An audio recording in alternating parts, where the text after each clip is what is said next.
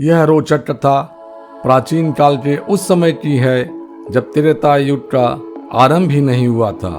उस समय दक्षिण भारत में एक बहुत ही शक्तिशाली और सूरवीर राक्षस राजा कालकेय का शासन था। उसके समान पराक्रमी और बलवान कोई और वीर उस समय पूरे दक्षिण भारत में नहीं था। राक्षस राजा कालकेय उस समय संसार विजयी राक्षस सम्राट वृत्तासुर के अधीन दक्षिण भारत में राज्य किया करते थे। संसार विजयी राक्षस सम्राट वृत्तासुर की विजय पताका पूरे भूलोक में फहरा रही थी और सभी राक्षस जातियां उन्हें गर्व से सम्मान करती थी और उन्हें अपना सम्राट मानते थे। दक्षिण भारत के राक्षस राजा कालकेय भी वृत्तासुर को अपना सम्राट मानता था। राक्षस सम्राट वृत्तासुर का वध इंद्र के हाथों हुआ, जिसके लिए इंद्र को वज्र नामक अस्त्र का निर्माण करना पड़ा। कहानी देवराज इंद्र द्वारा गुरु बृहस्पति के अपमान की, जिसके कारणवश ब्रह्म ऋषि को देह त्यागना पड़ा नामक कथा आप मेरे इसी YouTube चैनल पे सुन सकते हैं। उस वीडियो का लिंक कहानी के शेष में दिया हुआ है। वृत्तासुर के वध हो जाने के पश्चात राक्षस राजा कालकेय के मन में विचार आया कि अब देवतागण संभवतः उस पर भी आक्रमण करेंगे। इसलिए कालकेय देवताओं से डरकर अपने मंत्रियों व सैनिकों सहित माया से समुद्र में जा छिपा। समुद्र में छिपकर भी उसको देवताओं का भय लगा रहता था।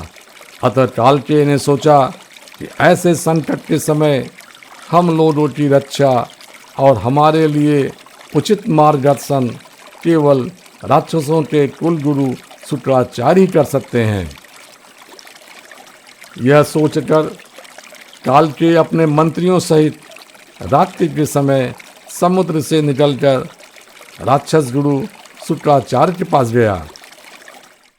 कालकेय ने गुरु शुक्राचार्य को प्रणाम करते हुए राक्षस सम्राट वृत्तासुर के वध का समाचार दिया और सभी राक्षसों के संकट का विवरण देकर उनसे इस संकट के निवारण का उपाय पूछा।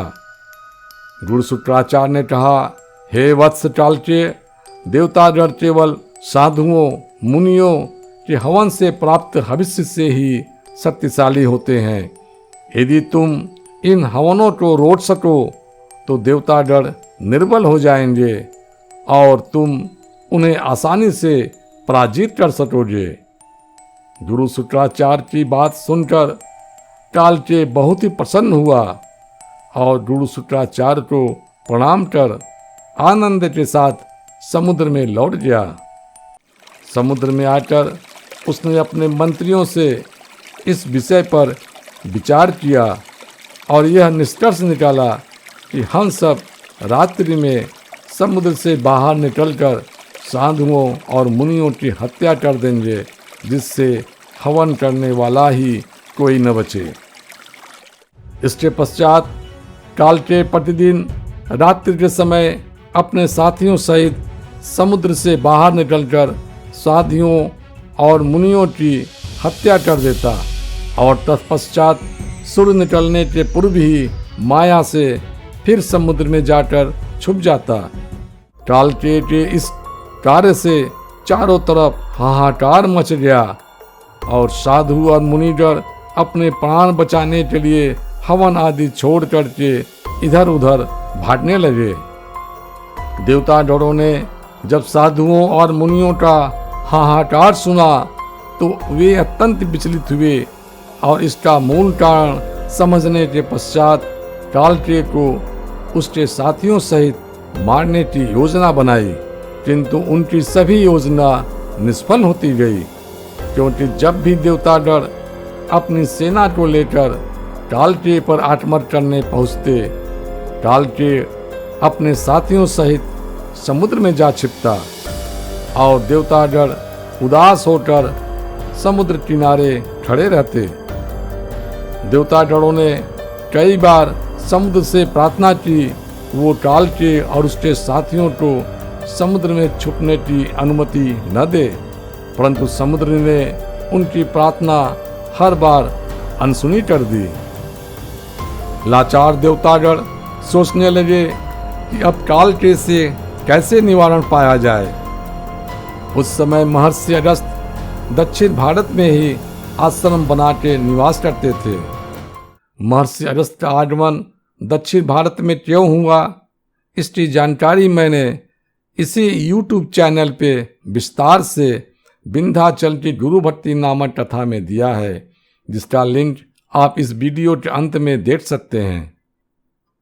लाचार देवतागण महर्षि अगस्त्य के आश्रम में गए और सभी ने उनको सादर प्रणाम करते हुए उन्हें सारी बातों से अवगत कराया और उनसे इस संकट के निवारण का उपाय पूछा। महर्षि अगस्त्य ने देवताओं की समस्त बातें ध्यान से सुनी। उसके पश्चात वे देवताओं से बोले कि हे देवतागण, मैंने आप लोगों की सारी बातें सुनी और इससे यह निष्कर्ष निकाला कि इन सभी अधार्मिक कार्यों में समुद्र का भी योगदान है, क्योंकि राक्षस राज कालके अपने साथियों सहित समुद्र में छुप जाता है और समुद्र उसका कोई विरोध नहीं करता। हे देवतागण, मुझे सर्वप्रथम समुद्र का ही कुछ उपाय करना पड़ेगा, जिससे कालके बाध्य होकर साथियों सहित बाहर आ जाए। ऐसा कहकर महर्षि अगस्त्य समुद्र की ओर अग्रसर हुए और उनके पीछे पीछे देवतागण भी चल दिए। महर्षि अगस्त्य समुद्र के पास पहुंचकर समुद्र का जल अपने अंजलि में लेकर पीना शुरू किया और तब तक पीते रहे जब तक समुद्र का संपूर्ण जल समाप्त नहीं हो गया। समुद्र का संपूर्ण जल महर्षि अगस्त्य द्वारा पी लेने से राक्षस राज कालके अपने साथियों सहित स्पष्ट सामने दृष्टिगोचर होने लगा और उसी क्षण देवताओं ने उन पर आक्रमण कर दिया। देवताओं और राक्षसों में घनघोर युद्ध हुआ और अंत में राक्षस राज कालके अपने साथियों सहित मृत्यु को प्राप्त हुआ। कालके का वध करने के पश्चात देवताओं के राजा इंद्र ने महर्षि अगस्त्य का आभार प्रकट करते हुए उनसे समुद्र का जल वापस करने का अनुरोध किया। इस पर महर्षि अगस्त्य ने कहा कि हे इंद्र, मैंने तो समुद्र का संपूर्ण जल हजम कर लिया, अब समुद्र का जल वापस नहीं हो सकता। यह सुनकर देवतागण स्तंभित हो गए, क्योंकि समुद्र के न होने से पूरे भूलोक का संतुलन बिगड़ जाएगा और इससे सारी सृष्टि में हाहाकार मच सकता है। इंद्र ने नम्रता पूर्वक महर्षि अगस्त्य से इस संकट के निवारण का उपाय पूछा। देवताओं का आग्रह करने पर महर्षि अगस्त्य ने कहा कि भविष्य में जब राजा भगीरथी स्वर्ग से माँ गंगा का अवतरण कराएंगे तो उसी समय माँ गंगा के जल से ही समुद्र फिर जल से भर जाएगा। उस समय के आने तक आप देवतागणों को भूलोक की देखरेख में अधिक समय व्यतीत करना पड़ेगा। अगर आपको यह कहानी अच्छी लगी हो तो प्लीज इस वीडियो को लाइक करें, कमेंट करें, अपने दोस्तों के साथ शेयर करें और इस चैनल को सब्सक्राइब करें ताकि ऐसी और कहानियाँ मैं आप सबको बता सकूं। नीचे दिए गए लिंक से आप इस कहानी को खुद पढ़ भी सकते हैं।